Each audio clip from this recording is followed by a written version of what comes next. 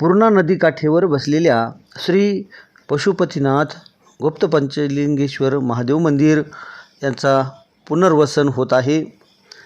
वसमत तालुक्यातील परळी दसरथी येथे पूर्णा नदीपात्रामध्ये श्री पशुपतीनाथ गुप्त पंचलिंगेश्वर महादेव मंदिर मागील 80 ते 90 वर्षापासूनचं आहे आणि इथे तब्बल 37 वर्षापासून अखंड सुरू असलेल्या हरिनाम सप्ताहाची पवित्र परंपरा यंदाही अत्यंत भक्तिभावाने पार पडत आहे। महाशिवरात्रीच्या पावन निमित्ताने आयोजित करण्यात आलेल्या शिवमहापुराण कथेमुळे संपूर्ण परिसर भक्तिमय वातावरण निर्माण झालं आहे।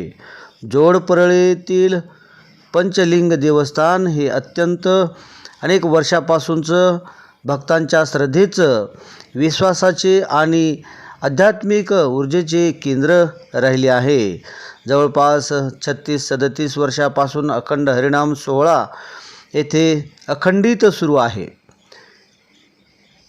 फिरविले देऊळ, जगामध्ये ख्याती, नामदेव हाती दुधाचा पेला या ओवीप्रमाणे या देवस्थानांची कीर्ती दूरवर पसरली आहे।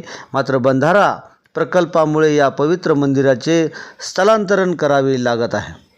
पुनर्वसनाच्या प्रक्रियेत महादेवाचे जुने मंदिर मोडले गेले आहे आणि देवस्थान नव्या ठिकाणी हलविण्यात आले आहे।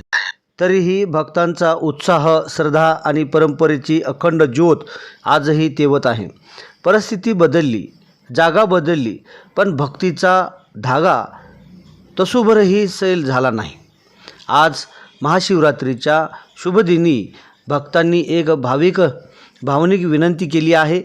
आतापर्यंत कोणत्याही राजकीय नेत्यांकडे आर्थिक सहाय्याची अपेक्षा देखील केली नाही। मात्र श्री पशुपतीनाथ गुप्त पंचलिंगेश्वर महादेव मंदिराच्या पूर्ण बांधणीसाठी आता आमदार, खासदार आणि मंत्र्यांनी सढळ हस्ते मदत करावी अशी नम्र विनंती या भक्तांच्या वतीने करण्यात आली आहे।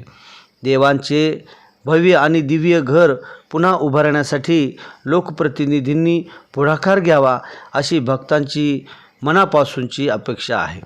महाशिवरात्रीच्या या पावन पर्वावर जोडपरळी येथील दसरथी परळी येथील भक्तांची एकत्र प्रार्थना, महादेवाच्या कृपेने आमच्या श्री पशुपतीनाथ गुप्त पंचलिंगेश्वर महादेव मंदिराला पुन्हा वैभव प्राप्त व्हावं आणि लोकप्रतिनिधींच्या सहकार्याने देवाचे घर लवकरात लवकर उभे राहावे अशी मनोकामना या ठिकाणी व्यक्त केली आहे। पाहूयात या संदर्भात ते काय म्हणाले। एक आमची पारंपरिक प्रथा आहे। जवळजवळ आम्हाला 36 ते 37 वर्ष झाले हा अखंड हरिनाम सोहळा हा पंचलिंगी देवस्थानच्या तर्फे या ठिकाणी होते। कारण जोडपरळी ह्या दोहीच्या गंगेच्या तीरावर महादेव असल्यामुळं हा आमचा दरवर्षी प्रमाणे याही वर्षी हा सोहळा आमचा 27वा सुरुवात आहे किंवा संपन्न होत आहे। तरी याच्याकरता आता आमचं जे थोडं आमचं जे नियोजन होतं ते थोडं आमचं उलट झाले। फिरविले देऊळ, जगामध्ये ख्याती, नामदेव हाती दूध प्याला, तसं आमच्या या ठिकाणी बंधारा आल्यामुळं आमच्याकडे देवानं थोडं काय केलं, आम्हाला स्थलांतरित केलं आणि या ठिकाणी कार्यक्रम आम्ही केलेला आहे। याच्याकरता आमची एक विनंती आहे काय, कारण आता आमचं पुनर्वसन झाल्यामुळं आमचा हा घर मोडलं महादेवाचा, म्हणून याच्याकरता विनंती आमदार, खासदार आणि मंत्री लोकांना की थोडंफार आम्हाला काहीतरी फुलाची पकडी ह्या पंचलिंगेश्वरला अर्पण करावी ही आमची एक प्रभूच्या ठिकाणी विनंती आहे, म्हणून विनंती करतो।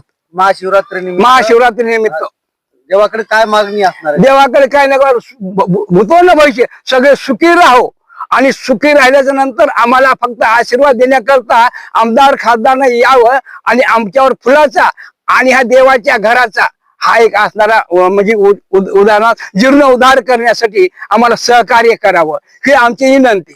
आतापर्यंत आम्ही आमदार, खासदारला कुण्याही प्रकारचा एक पैसा मागितलेला नाही। विलक्षण असो काही असो, कधीच आमचं गाव मागित नाही आणि पुरुष सांगतो मागणार नाही। पण हे नवे व्यक्तीचा खेळ म्हणून मिळविला, म्हणून तुम्ही आम्ही खेळी मिळी गधाजोडी आनंदी म्हणून या ठिकाणी यावं आणि सगळ्याला आनंद असा करून द्यावी ही एक आमची विनंती आहे। दिलेले आहेत ना मला काही निश्चित सांगता येणार नाही, कारण मी नेमकाच आलेला आहे बरं का. म्हणजे बाहेर गाव नाही आले, मी गावातलाच आहे, पण नेमकं त्या दिवशी मिटिंगला मी नव्हतो.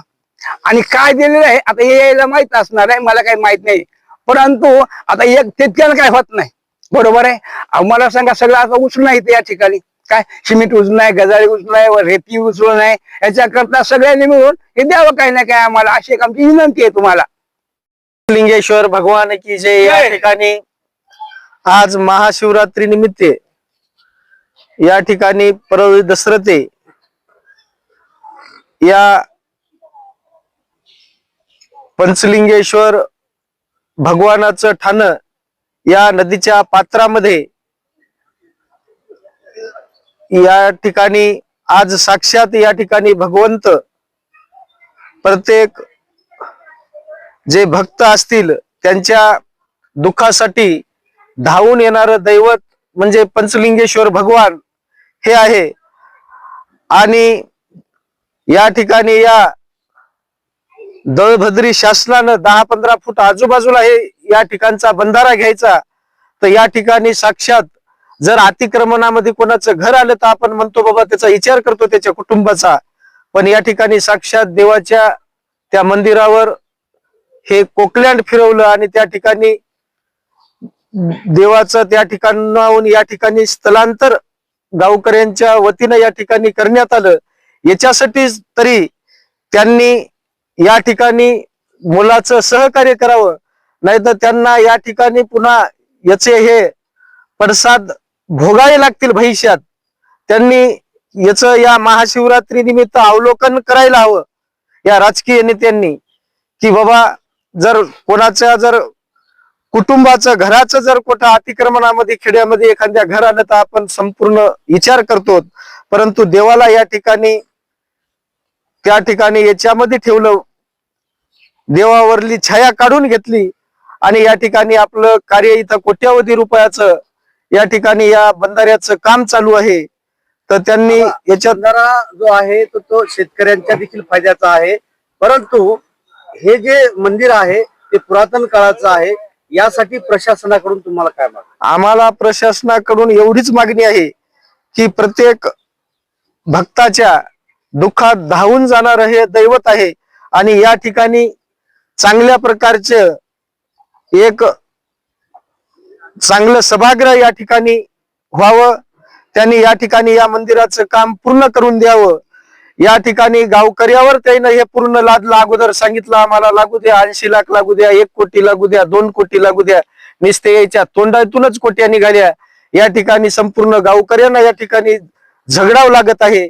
काय लागत नाही या ठिकाणी, जर एका रूमचं घर बांधायचं म्हणलं तर 2-4 लाख रुपये पूर्ण. तर या ठिकाणी या पंचलिंगेश्वर भगवानाचं या ठिकाणी चांगलं मंदिर बोलायचा बात जेव्हा काय या ठिकाणी मंदिर उपलब्ध करून द्यावं अशी या सर्व आमच्या या विश्वजन कल्याण सेवा प्रतिष्ठानच्या वतीनं या शासनाला या पक्षांच्या पदाधिकाऱ्यांना आमची विनंती आहे. या ठिकाणी कोणत्याही प्रकारची न्यूनता त्यांनी पडू देऊ नये, नाहीतर भविष्यात त्यांना यांचा हे पूर्ण अशी बाकी चुकती करावं लागणार आहे, 1 वर्ष येणार नाही.